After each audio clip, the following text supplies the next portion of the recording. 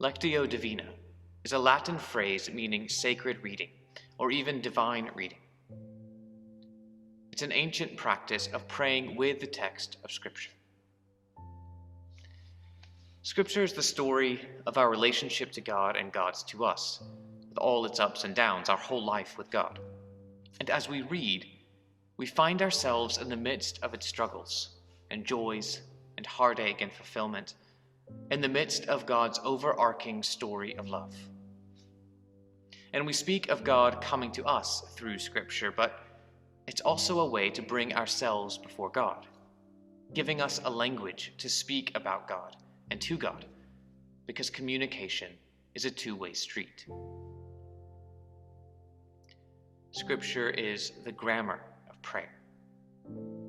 Lectio Divina is a focused way of drawing us into this reality of Scripture.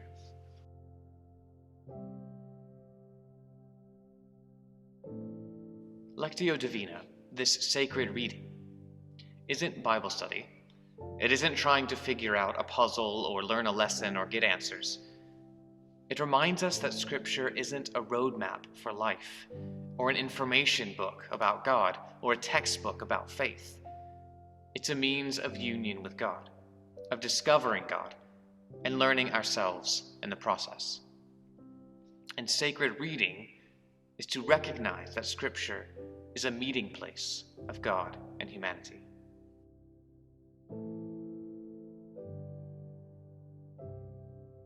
Lectio Divina is a way of praying the Scriptures that typically follows a four-step pattern.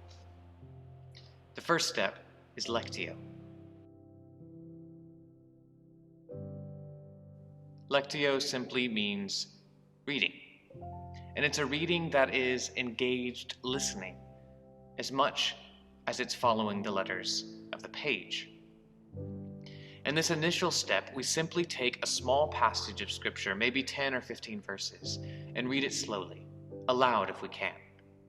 Reading and hearing it a few times can help us sort of sink into the text and really find ourselves within it. You might even want to write down thoughts, questions, key words, or phrases. In this step, we're asking the question, what does this passage say? What do we hear when we meet God in this text? The next step is meditatio. Meditatio pretty obviously means meditation or even just thinking. In this stage, we zoom in on a particular phrase or even a particular word. As you've entered into this text, place yourself before it.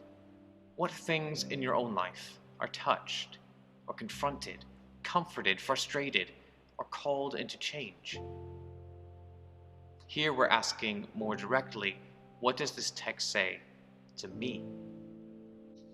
Maybe we're praying, for example, with the text of Jesus in the Garden of Gethsemane, as he tells his disciples that he's going to pray because his soul is overwhelmed. Maybe we find ourselves overwhelmed or frustrated that our suffering isn't ending. And maybe we find it near impossible to say in prayer with Jesus, "Not my will, but yours." And we can offer that up to God honestly. Or maybe we're more like the disciples in the scene, who couldn't stay awake and pray with Christ. Maybe aspects of our own life we discover are sleeping or we're holding back from Christ's love.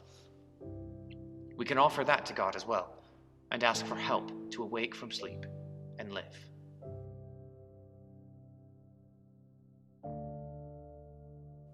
Then we move into oratio. Oratio means prayer. Here we bring before God those aspects of our lives that have come to the surface in the meditation stage. Prayer is connection and conversation, but it's also consecration, an offering up of our whole selves to God.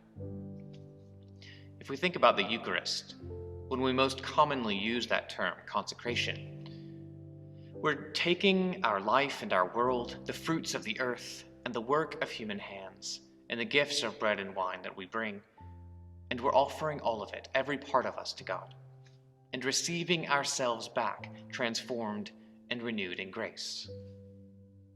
And this is, in a sense, what we're talking about doing in our personal prayer as well.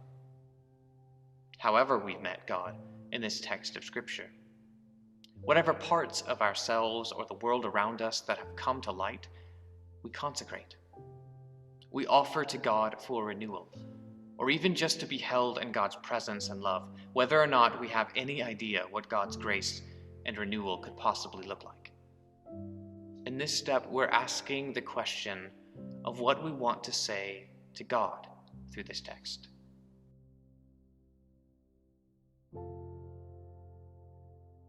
Fourth step is contemplatio. This is the stage of contemplation. We've met with God in Scripture, called to mind and thought about ways in which our own life confronts the text and moves within it, offered up, consecrated those parts of ourselves that have surfaced, and now we simply rest in silence, sitting in God's presence. It's a period of receptivity. After offering ourselves up to God, this is a time to be open to receiving. And this doesn't mean receiving some grand revelation or epiphany. It just means we're open in God's direction and ready to move, ready to be oriented in a new way to the things that have come up during our time of reading, thinking, and praying through the Scripture. Here, we're really asking, what difference does this make in my life? What change in me, what transformation of heart and mind and action is all this asking of me? In this practice of sacred reading, we're learning the grammar of prayer, and in a sense, the grammar of our lives, being shaped and formed in the practice not only of reading and listening, but of living. We're placing ourselves in the text of Scripture and letting the text in. And through this, learning that both prayer and Scripture are meeting places with God, and that meeting God always changes us.